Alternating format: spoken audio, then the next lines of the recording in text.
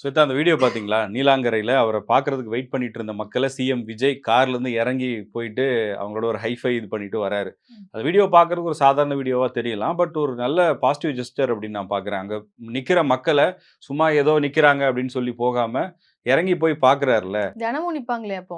தினமும் நிக்கிறாங்க. பட் அது ம். தினமும் பார்க்க ஆரம்பிச்சுட்டாலும் பிரச்சனை தானே. டெய்லி அதுக்காகவே ஒரு 1000 பேர் அங்க வந்து நிப்பாங்க. அது பப்ளிக்க டிஸ்டர்ப் பண்ற மாரி இருக்கும். ம். இந்த மாரி இத வந்து இதுக்கு முன்னாடிலாம் நீங்க பார்த்தீங்கன்னா, நெறைய முதலமைச்சர்கள், தலைவர்கள் எல்லாரும் நீங்க பார்த்திருப்பீங்க. வீடியோஸ் எல்லாம் வரும். கார்ல போயிட்டே இருப்பாங்களாம். டக்குன்னு கார நிறுத்திட்டு யாரோ ஒருத்தர்ட்ட போய் பேசுவாங்களாம். ம். இந்த விவசாய நிலங்களெல்லாம் போய் பார்வையிடுவாங்களாம். அப்படிலாம் வரும். அதெல்லாம் வந்து முழுக்க முழுக்க இந்த ஸ்ட்ராட்டஜிஸ்ட் சொல்லி பண்றது தான். ம். ஒரு செட்டிங் தான். இங்க நிறுத்துறோம் சார், இங்க நிக்கிறோம் சார், பார்க்குறோம் சார் அப்படின்னு சொல்லி அது ஒரு வீடியோவா வரும். நீங்க பார்த்தீங்கன்னா, அவங்க கூட கார்ல வரவங்களே அத வீடியோ எடுத்துட்டு இருப்பாங்க. ம். எங்கேருந்துப்பா கேமரா வந்துச்சு அப்படின்ற மாரி இருக்கும். ஆனா, இதுல வந்து அவங்க சைட்லேருந்து யாருமே மொபைல்ல வச்சுட்டு எதுவுமே பண்ணல. மக்கள் அவங்களா வீடியோ எடுத்து போட்டுருக்காங்க. பட் ஒரு வகையில ஒரு பாசிட்டிவான அப்ரோச்சா தான் நான் பார்க்குறேன். அதே நேரத்தில எப்பலாம் இதுல முடியுமோ முடிஞ்ச ஸ்ட்ராட்டஜி அளவுக்கு பண்ணலாம். இருக்காதுன்னு நெனைக்கிறீங்களா? இருக்காதுன்னு நம்ம சொல்ல முடியாது. ஆ. எல்லாத்துலயுமே ஒரு அரசியல்வாதி எது பண்ணாலும் அதுல ஒரு வியூகம் இருக்கும். கண்டிப்பா. பட் இது பார்க்கும்போது ஆர்கானிக்கா இருந்துச்சு. ம். ரொம்ப ஒரு நல்லா இருந்துச்சுல்ல. அது மாரி கண்டிப்பா ஒரு சார். மக்கள் இப்போ பார்க்கறது. வந்து அவரு எப்போ இறங்குவாரு அப்படின்றத அவரே தான் டிசைட் பண்ணணும். ஏன்னா நெறைய நேரம் வந்து அப்படி பார்த்தீங்கன்னா, இதுக்கு முன்னாடி கேம்பெயின் இருக்கிற டைமா இருக்கட்டும், அதே மாதிரி அவங்க கட்சி தொடங்குன டைம்ல அவங்க வீட்ட சுத்தி எப்பவுமே வந்து தொண்டர்கள் வந்து இருப்பாங்க. அப்ப பெரிய அளவுல வச்ச விமர்சனமே வந்து, "இவ்ளோ பேர் நிக்கிறாங்க. அட்லீஸ்ட் அந்த கண்ணாடியவாது தொறந்து ஒரு ஹாய் சொல்லலாமே! பாத்துருங்கடா, பாத்துருங்கடான்னு வெளியில இருந்து கத்துவாங்க. ஆனா அவர் வந்து எதுவுமே சொல்லாம போறாங்க." அப்படின்றது தானே அப்ப விமர்சனமா வந்துச்சு. இப்ப முதலமைச்சர் ஆன பிறகு அப்ப அந்த ரெஸ்பான்சிபிலிட்டி எல்லாம் உணர்ந்து இந்த மாதிரி எல்லாம் பண்றாங்களா? அப்படின்ற கேள்வி வரும் இல்லையா? இல்ல பொதுவாவே அவர் வந்து இப்ப நம்ம பார்த்த வரையும் அவர ஒருத்தர பார்க்குறாங்க, இல்ல ஒரு கை குடுக்க ட்ரை பண்றாங்க, செல்ஃபி எடுக்கணும்னு நெனைக்கிறாங்கன்னா, அவங்க யாரையுமே வந்து ஒரு டிஸ்ரெஸ்பெக்ட்ஃபுல்லா பண்ணி நம்ம பார்த்ததே கிடையாது. குறைஞ்சபட்சம் அவர் பார்த்து கைய காமிச்சுருவாரு, இல்ல கை குடுத்துருவாரு. அட்லீஸ்ட் நிறுத்தி ஒரு நிமிஷம் பார்த்துட்டு போயிருவாரு. அந்த மாரியான நாட் ஒரு இன் அப்ரோச் மூட் தான். அப்படின்னா அப்படியே போயிடுவாங்க அப்படின்னு வச்சுக்கலாமா? சிச்சுவேஷன் நம்ம சொல்ல ஓகே. முடியாதுல்ல. நம்ம ம். ஒருத்தர வந்து ஒரு சிஎம்மோ இல்ல ஒரு லீடரோ எனிஒன் எப்பவுமே அவங்க சிரிச்சுக்கிட்டே இருக்கணும்னு நம்ம எப்படி எதிர்பார்க்க முடியும்? நிச்சயமா. அவர்களும் மனிதர்கள் தானே! அவங்களுக்கும் கோவம் இருக்கலாம், ஒரு மூட் ஆஃப் இருக்கலாம். அத வந்து வெளிக்காட்டிட்டு இன்னும் அவங்க கிட்ட ஒரு தப்பான வகையில போயிட்டு கோவத்த காமிக்கிறத விட, ம். அமைதியா போயிடுறது நல்லதுன்னு நான் நெனைக்கிறேன். அந்த ம். வகையில நம்ம எல்லா நேரத்திலயும் அத எதிர்பார்க்க முடியாது. ம். அட்லீஸ்ட் ஒரு சில நேரங்கள்ல நடக்கும்போது நல்லா இருக்கே! அப்படின்னு சொல்லி நம்ம கடந்து போறது நல்லதுன்னு நான் நெனைக்கிறேன். இப்போ இந்த வீடியோ பார்த்தீங்கன்னா, இன்னைக்கு வெளிய வந்திருக்கு. அவங்க நீலாங்கரையில இறங்குன உடனே, அந்த இறங்கும்போதே அவர் இறங்குறதுக்கு கரெக்ட்டா ஒரு மாஸான ஒரு பிஜிஎம் பின்னாடி வந்து போட்டு, பயங்கரமா அது வந்து இப்ப நீங்களே சொன்னீங்க, பார்க்கறதுக்கு நல்லா இருக்கு அப்படின்ற மாதிரி. அந்த மாதிரியான ஒரு ஃபீல வந்து மக்களுக்கு போய் குடுக்குற மாதிரி வீடியோஸ் இன்னைக்கு ஃபுல்லா பாருங்க நெறைய வரும். அதுக்கு காரணம் யாரு? Virtual warriors. வெர்ச்சுவல் வாரியர்ஸ் வந்து அதுக்காகவே வந்து வொர்க் பண்றாங்க. டிவிகேவுக்காக பேட்டில்ல இருக்கிறாங்க அப்படின்னு சொல்லலாம். ஏன்னா, எந்த கட்சி என்ன சொன்னாலும் உடனே அதுக்கான ஒரு ஏதோ ஒரு பழைய வீடியோவ எடுத்து போடுறதா இருக்கட்டும், இல்ல பழைய வீடியோவ சொல்லி இப்ப இது என்ன அப்படின்னு சொல்லி ஒரு நியாயத்த வந்து இப்படி நாங்க முன்வைக்கிறோன்ற மாதிரி எல்லா நேரங்கள்லயும் டிவிகேக்காக டிஃபெண்டிங் மெக்கானிசம் இருந்துட்டு இருக்கக்கூடிய டிவிகே வாரியர்ஸ் வந்து இன்னைக்கு ஒரு கோரிக்கை வைக்கிறாங்க. எங்களுக்கு பெருசா ஒரு அங்கீகாரமே இல்லையே. நீங்க வர்றவங்களுக்கு அங்கீகாரம் குடுக்குறீங்க, கட்சியில இருக்கிறவங்களுக்கு அங்கீகாரம் குடுக்குறீங்க. ஆனா சோசியல் மீடியா இந்த பார்ட்டியோட வின்னுக்கு எவ்ளோ பெரிய ஒரு கான்ட்ரிபியூஷன் பண்ணிருக்கு. அங்க சோசியல் மீடியால நாங்க தான் இருக்கிறோம். அப்ப எங்களுக்கு என்ன ரெகக்னிஷன் அப்படின்ற ஒரு கேள்வி வைக்கிறாங்க. அது நியாயமான கேள்வி தானே! அ கண்டிப்பா இப்போ ஒரு கட்சியில வந்து ஒர்க் பண்றாங்க, ஜெயிக்கிறாங்க. அதுக்கு பின்னாடி ஆயிரக்கணக்கானவர்கள் வேலை செஞ்சிருப்பாங்க. அது எல்லாருக்குமான ரெகக்னிஷன் தானே. இப்போ கட்சியில அமைச்சர்களா இருக்கிறவங்க, எம்எல்ஏவா இருக்கிறவங்க, அவங்க எல்லாருக்குமே அங்கீகாரம் தான். இத்தன வருஷம் விஜய் அப்படின்ற ஒரு ஒற்றை மனிதருக்காக அவர் சினிமால இருந்தப்ப, அவருக்கு பின்னாடி டிராவல் பண்ணவங்க, போஸ்டர் ஒட்டுனவங்க, கட் அவுட் வச்சவங்கள்ல தொடங்கி, அவர் மக்கள் இயக்கம் ஆரம்பிச்சு, அதில நீங்க இந்த மக்கள் இயக்கம்லாம் பார்த்தீங்கன்னா, அதில இருந்தவங்க எல்லாமே நம்ம இன்னைக்கு சொல்றோம்ல, எம்எல்ஏ இருக்கவங்க சாதாரண ஆளு, அமைச்சரா இருக்கவங்க சாதாரண ஆட்கள்னு சொல்லிட்டு. அன்னைக்கு வந்து ஒரு ஆட்டோ ஓட்டுறவரு, இல்ல ஒரு சின்ன ஒரு கம்பெனில வேலை செய்ற, ஒரு மேனுஃபேக்சரிங் கம்பெனில வேலை செஞ்சவரு, மாசம் ஒரு 15,000 சம்பாரிச்சுட்டு இருப்பாரு. ஆனா, அன்னைக்கு வந்து விஜய் சொன்னாருன்ற ஒரே காரணத்துக்காக என்ன பண்ணுவாங்கன்னா, அவங்க வீட்டுக்கு வெளியில ஒரு 20 பேருக்கு சாப்பாடு போட்டிருப்பாங்க. இல்லன்னா ஒரு 10 பசங்கள படிக்க வைக்கிறதுக்கு ஹெல்ப் பண்ணியிருப்பாங்க. இல்ல நோட் புக், பென்சில் வாங்கி குடுத்துருப்பாங்க. ம். இந்த மாரியான விஷயங்கள பண்ணாங்க பாருங்க. இப்ப கோடிகள்ல சம்பாதிக்கிறவங்க பண்ற உதவிய விட, சில ஆயிரங்கள்ல சம்பாதிக்கிறவங்க, அதிலிருந்து ஒரு ரூ. 500 ரூ. 1000 எடுத்து ஒரு நாளைக்கு செலவு பண்றதுன்னு இருக்குல்ல, அது வந்து சாதாரணமா வந்துராது. அத பண்ண வச்சிருக்காரு. அத பண்றதுக்கு இவரு ஒரு காரணமா இருந்திருக்காரு. அங்கருந்து ஆரம்பிச்ச ஜர்னி தானே இது. பார்ட்டிசிபேஷன், பங்களிப்பு அப்டின்னா, அங்கருந்து ஆரம்பிச்சு, இப்ப இந்த விர்ச்சுவல் வாரியர்ஸ் வரையும்னு வச்சுக்கங்களேன். இதுல கட்சிக்காக நேரடியா உழைத்தவர்கள் இன்னைக்கு அங்கங்க ஒவ்வொரு அங்கீகாரத்த வாங்கிட்டாங்க. இப்போ விர்ச்சுவல் வாரியர்ஸ்னு எடுத்துக்கிட்டோம்னா உண்மையிலேயே வந்து நீங்கள் கோடிக்கணக்கில் பணத்தை செலவு பண்ணி ஒரு ஐடி விங்கை உருவாக்கி ஒரு 500 வீடியோ எடிட்டர் எடுத்து போட்டால் கூட இவங்கள மாதிரி அழகாக வீடியோ கட் பண்ணி பிஜிஎம் போடுறது மியூசிக் போடுறதெல்லாம் பண்ணவே முடியாது. இல்ல சார், இப்போ நான் என்ன கேட்கிறேன், ஆர்கானிக்கா டிவிகேவுக்காக மக்கள்ல இருந்தே போடுறாங்க. அவருடைய ஃபேன்ஸே வந்து கோடி பேர் இருக்காங்க. அதுலருந்து நெறைய பேர் போடுறாங்க அப்படின்றத யாரும் மறுக்கல. ஏன்னா, ஒரு அளவுக்கு தான் வந்து ஒரு இம்பிராக்டிகலா வந்து கட்டமைக்க முடியும். ஆனா பிராக்டிகலா பார்த்தீங்கன்னா, மக்கள் தரப்புல இருந்தே அத வந்து ஆர்கானிக்கா பண்ண ஆரம்பிச்சாங்க தேர்தல் டைம்ல. ஆனா இவங்க வர்ச்சுவல் வாரியர்ஸோட ரோல் வந்து எங்க பெருசா பேசப்பட்டுச்சு அப்படின்னு பார்த்தீங்கன்னா, யாராவது ஒருத்தங்க டிவிகேக்கு விமர்சனம் வைக்கும் பொழுது, அந்த நபருக்கு ஒரு பதிலடி குடுக்குற வகையில இவங்க வொர்க் பண்ணாங்க. இப்போ விஜய் அவர்கள் பதிலடி குடுக்கணும் இல்ல, நாங்களே குடுப்போம் அப்படின்ற அளவுக்கு வந்து வொர்க் பண்ணது வந்து வர்ச்சுவல் வாரியர்ஸ் தானே. ஸோ நெறைய நேரங்கள்ல பதிலா இவங்க சொல்றத தானே விமர்சகர்களே வந்து மேடையில முன் வச்சாங்க. டெஃபினட்டா. அதாவது நான் என்னன்னா, நீங்க சொல்ற அந்த விர்ச்சுவல் வாரியர்ஸோட ரோல் வந்து டிவிக்கோட வெற்றியில மிகப்பெரிய அளவுக்கு இருக்குன்றத ம். யாரும் மறுக்கவே மாட்டாங்க. நீங்க வேணா பாருங்க, எழுதி வச்சுக்கோங்க.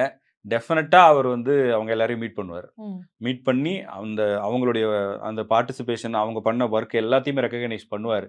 ஏன்னா, அவர் எப்பவுமே சோசியல் மீடியால மக்கள் என்ன சொல்றாங்க, மக்களுடைய மனநிலை என்ன அப்படின்றத கவனிக்கக்கூடிய ஒருத்தரா தான் இருக்காரு. அதனால கண்டிப்பா வந்து இந்த மாரியான ஒரு மீட்டப்போ, இல்ல ஏதாவது ஒண்ணு நிச்சயமா இருக்கும்னு எனக்கு தோணுது. இப்போ வந்து ஆக்சுவலா சினி இண்டஸ்ட்ரியிலருந்து அவருடைய ஃப்ரெண்ட்ஸ் எல்லாம் மீட் பண்ணிட்டு இருக்காரு.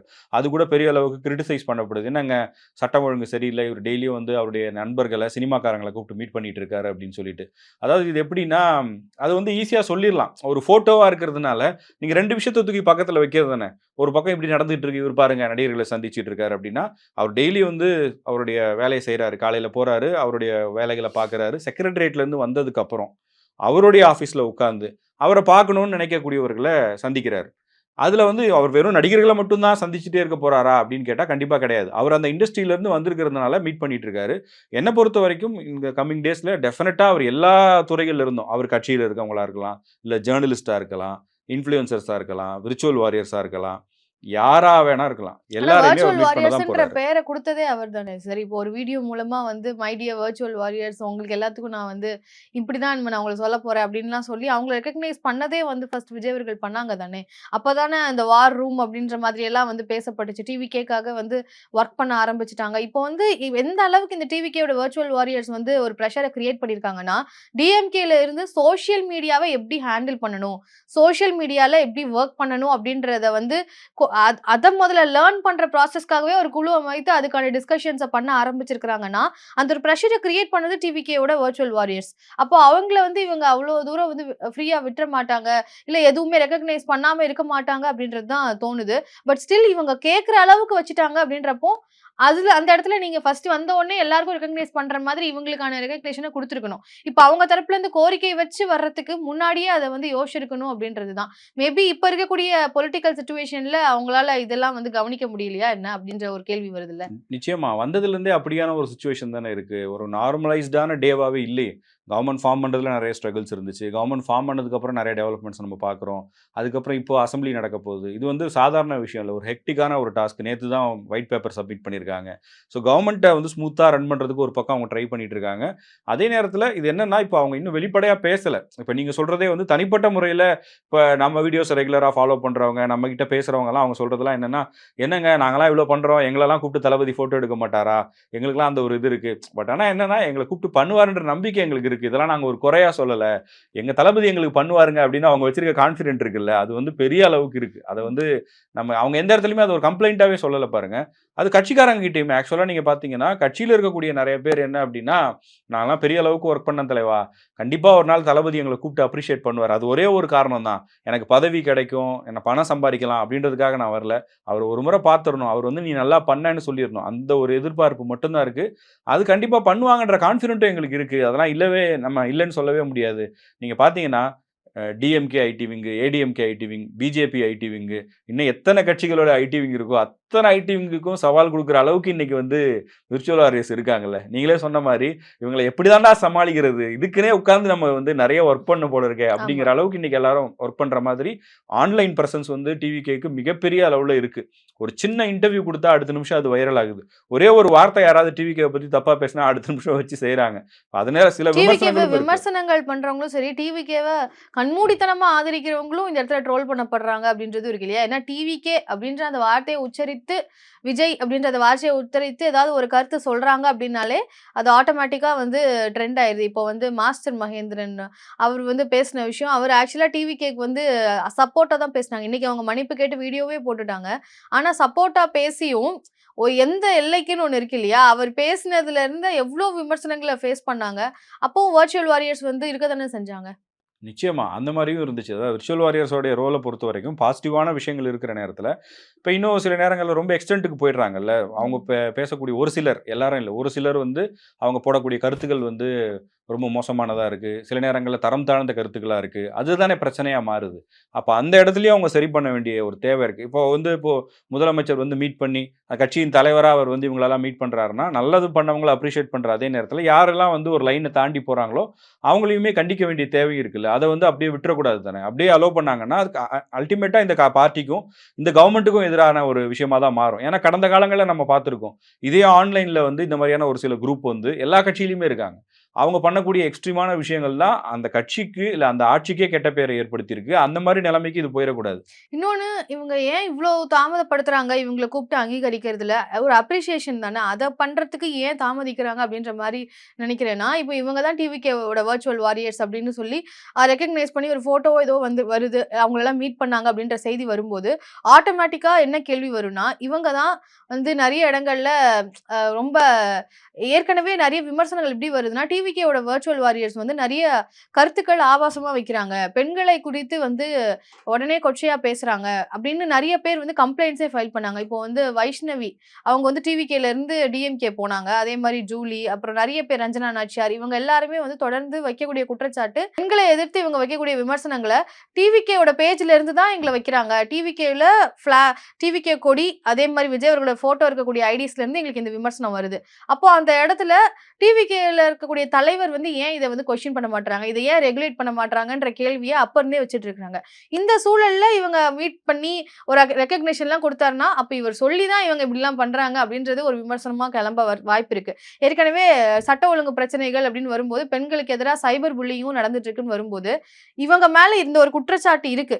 அந்த இடத்துல இவங்க ரெகக்னிஷன் குடுக்கும்போது, அந்த ஒரு பிரச்சனை வருமோ அப்படின்னு கூட இத தவிர்க்கிறதுக்கு வாய்ப்பு இருக்குன்னு நெனைக்கிறேன். கண்டிப்பா. அதாவது இப்ப முகம் இல்லாத ஒரு ஃபேக் ஐடிய வச்சுட்டு என்ன வேணா பண்ணலான்ற ஒரு கலாச்சாரம் வந்து சோசியல் மீடியால உருவாயிருச்சு. அது எல்லா கட்சியிலயும் இருக்காங்க. ஒரு சிலர். எல்லா கட்சியிலும் எல்லாரும் அப்படி இல்ல.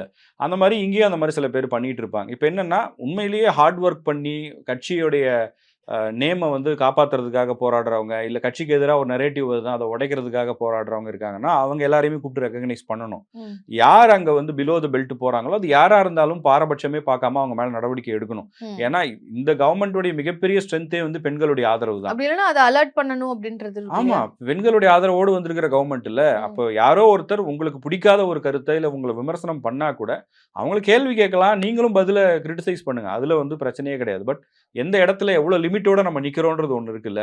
அது வந்து மத்த கட்சிகள் பண்ணுச்சுன்றதுனால தான் அவங்க மேல கோவம் வந்துச்சு.